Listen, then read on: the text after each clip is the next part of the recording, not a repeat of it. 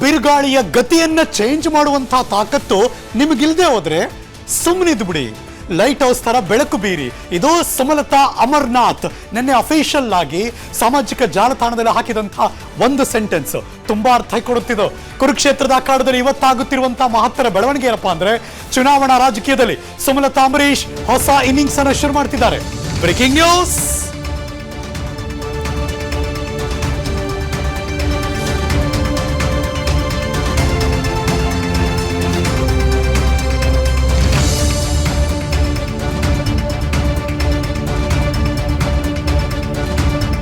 ಮೈತ್ರಿಯ ಕಾರಣಕ್ಕಾಗಿ ಮಂಡ್ಯ ಕ್ಷೇತ್ರದ ಟಿಕೆಟ್ ಕೈ ತಪ್ಪಿತು.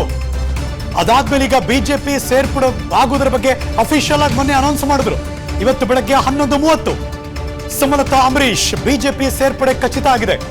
ಕೇಸರಿ ಬಾವುಟವನ್ನ ಹಿಡಿತಿದ್ದಾರೆ ಮಂಡ್ಯದ ಸಂಸದೆ ಸುಮಲತಾ ಅಂಬರೀಶ್. ಶೀಘ್ರದಲ್ಲೇ ಬಿಜೆಪಿ ಸೇರ್ತೀನಿ ಅಂತ ಹೇಳಿಕೆ ಕೊಟ್ಟಿದ್ರು. ಅಧಿಕೃತವಾಗಿ ಮಂಡ್ಯದ ಕಾರ್ಯಕ್ರಮದಲ್ಲಿ ಬಹಿರಂಗ ಸಭೆಯಲ್ಲಿ ಈಗ ಬಿಜೆಪಿಗೆ ಅಧಿಕೃತವಾಗಿ ಸೇರ್ಪಡೆ ಆಗ್ತಿದ್ದಾರೆ. ಇವತ್ತಿನಿಂದ ಬೆಳಗ್ಗೆ 11:30 ಆದ್ಮೇಲೆ ಅವರ ಕೈಗೆ ಬಿಜೆಪಿ ಬಾವುಟ ಬಂದ ಮೇಲೆ ಅವರು ಬಿಜೆಪಿಗರಾಗುತ್ತಾರೆ.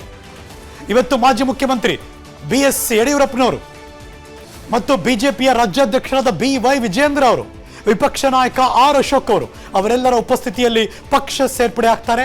ಅದಾದ ನಂತರ HD ಕುಮಾರಸ್ವಾಮಿ ಅವರು ಮಂಡ್ಯ ಭಾಗದ ಮೈತ್ರಿ ಪಕ್ಷದ ಅಭ್ಯರ್ಥಿಯಾಗಿದ್ದಾರೆ. JDSನ ಅಭ್ಯರ್ಥಿ ಇದ್ದಾರೆ. ಅವರ ಪರ ಮುಂದಿನ ದಿನಗಳಲ್ಲಿ ಪ್ರಚಾರ ಮಾಡುವ ಸಾಧ್ಯತೆ ಇದೆ ಅಂತ ಹೇಳಲಾಗ್ತಾ ಇದೆ.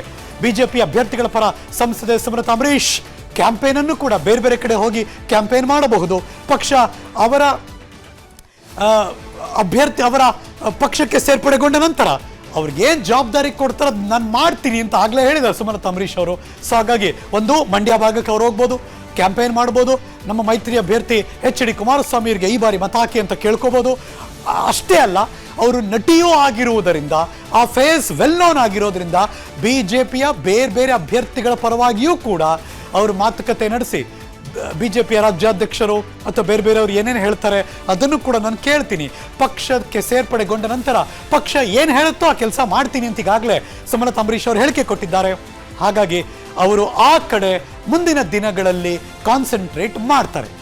ಬಿರುಗಾಳಿಯ ಗತಿಯನ್ನ ಚೇಂಜ್ ಮಾಡುವಂತಹ ತಾಕತ್ತು ನಿಮಗಿಲ್ದೆ ಹೋದ್ರೆ ಸುಮ್ಮನಿದ್ದು ಬಿಡಿ. ಲೈಟ್ ಹೌಸ್ ತರ ಬೆಳಕು ಬೀರಿ. ಇದು ಸುಮಲತಾ ಅಮರ್ನಾಥ್ ನಿನ್ನೆ ಅಫಿಷಿಯಲ್ ಆಗಿ ಸಾಮಾಜಿಕ ಜಾಲತಾಣದಲ್ಲಿ ಹಾಕಿದಂತಹ ಒಂದು ಸೆಂಟೆನ್ಸ್ ತುಂಬಾ ಅರ್ಥ ಕೊಡುತ್ತಿದ್ದು. ಕುರುಕ್ಷೇತ್ರದ ಅಖಾಡದಲ್ಲಿ ಇವತ್ತಾಗುತ್ತಿರುವಂತಹ ಮಹತ್ತರ ಬೆಳವಣಿಗೆ ಏನಪ್ಪಾ ಅಂದ್ರೆ, ಚುನಾವಣಾ ರಾಜಕೀಯದಲ್ಲಿ ಸುಮಲತಾ ಅಂಬರೀಶ್ ಹೊಸ ಇನ್ನಿಂಗ್ಸ್ ಅನ್ನು ಶುರು ಮಾಡ್ತಿದ್ದಾರೆ. Breaking news.